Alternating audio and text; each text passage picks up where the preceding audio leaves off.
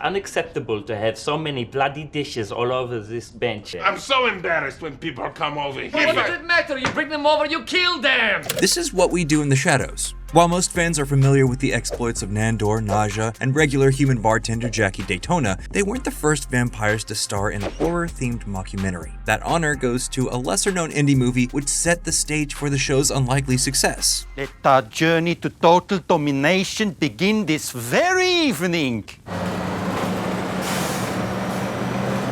But like a familiar and their vampire master, the show's relationship to its source material is more complicated than it seems.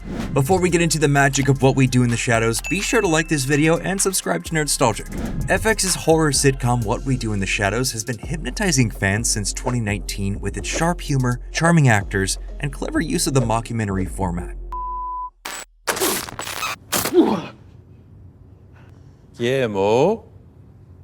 Is there something you haven't been telling us? What is typically reserved for workplace comedies is subverted brilliantly as a documentary crew purports to follow the eternal lives of a vampire coven on Staten Island. Rather than seeing the intimately dramatic dealings of a classic Dracula flick or the angsty melodrama of the early 2000s supernatural boom, What We Do in the Shadows focuses on the banality of unlife. We see our characters bicker about chores, they run errands, cultivate friendships, and even hold down jobs. This is my office, also known as the hunting ground.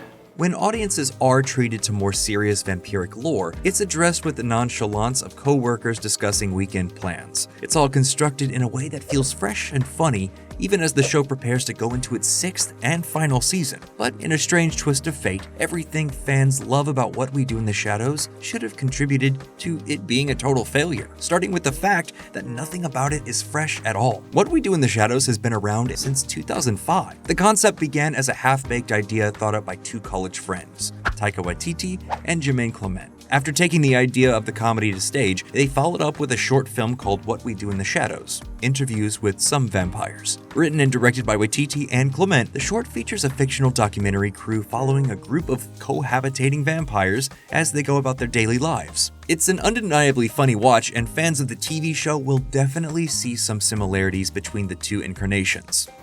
I'm Nick. It's Nick. I'm a vampire as well. Do they know I'm a vampire? They do now. And yet, most people don't even know the short exists. At the time of its creation, Waititi and Clement were virtually unknown outside their home country of New Zealand. So, the short didn't get widely released until almost a decade later when it popped up as a bonus feature on the DVD for yet another iteration of What We Do in the Shadows. This time, it was a full-length indie film that would lay the groundwork for the franchise moving forward. Once again written and directed by Waititi and Clement, 2014's What We Do in the Shadows became an instant cult hit when it dropped at the Sundance Film Festival, boasting a surreal tongue-in-cheek tone. A lot of stuff on the floor down here, Peter, and like this seems, oh, it's a spinal column, yuck. The plot of the movie is just a beefed-up version of what was written into the short. Though the movie can't be misread as anything other than a comedy, Waititi and Clement have been open about the seriousness at the core of the idea, speaking on how vampires can be used to represent marginalized identities, immigrants, and just about anyone that belongs in a fringe subculture. They endear us to these characters as they bounce between being unknowable creatures of the night and highly relatable people just trying to survive. Because I know that you turned me into a vampire. Maybe don't do that to him.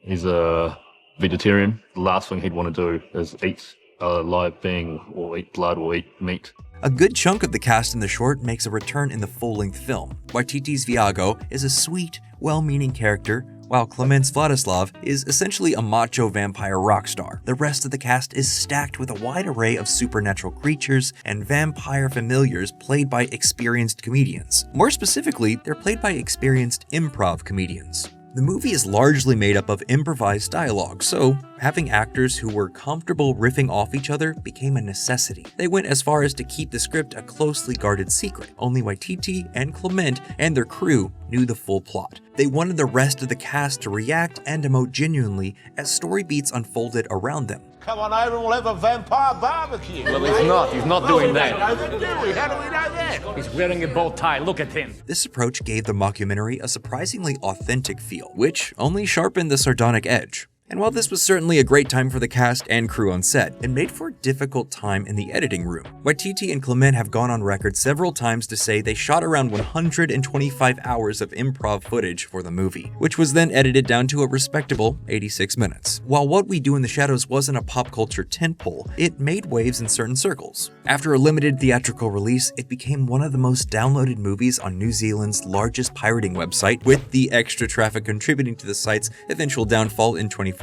Today, it's regularly listed among the greatest mockumentary films ever produced, and it springboarded both Waititi's and Clement's careers into Hollywood. Maybe its most impressive accomplishment is how it managed to avoid the pitfalls of adaptation. Adapting a movie to the small screen has historically been a bad idea.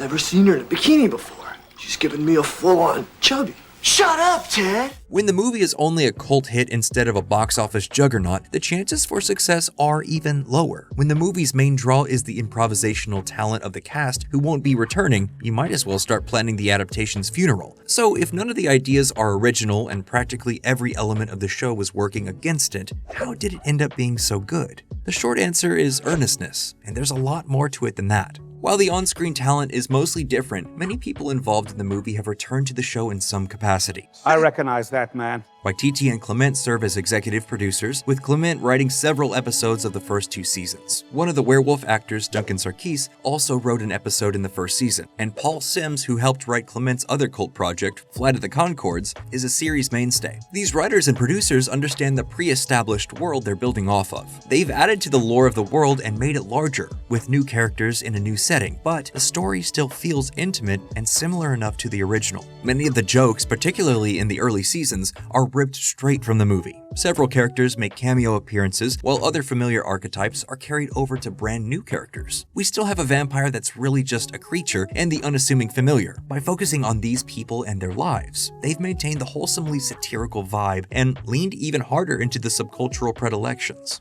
Were you gonna? No. Because I was thinking. Okay, well, okay. Yeah. I preferred if you didn't. Still, even without the creative backbone of the writer's room behind them, the cast of What We Do in the Shadows would still be able to stand on their own. Matt Berry, Kevin Novak, Natasha Dimitriou, and Harvey Guillen quickly became icons in their own right. And it's not just them. Mark Brooks and Kristen Shaw add a tinge of awkwardness to the team dynamic. They stacked the project with improv comedians and allowed them to just riff. Leslie, just do me a favor, just stay put, okay? I'll be over soon. Don't you tell me what to do. Leslie? I have Leslie?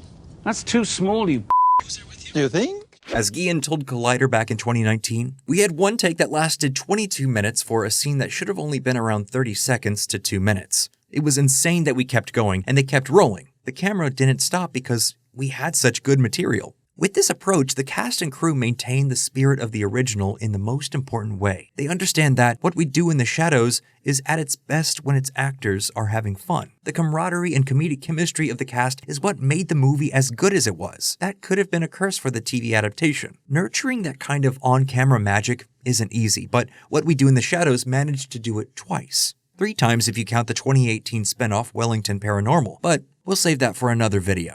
Bloody hell. Just poked it. Oh, what are you doing, Oak? Are you right? Why'd you do what I just did? Thanks so much for watching all the way to the end. If you liked what you saw, be sure to hit the thumbs up and subscribe to Nerdstalgic for more content just like this.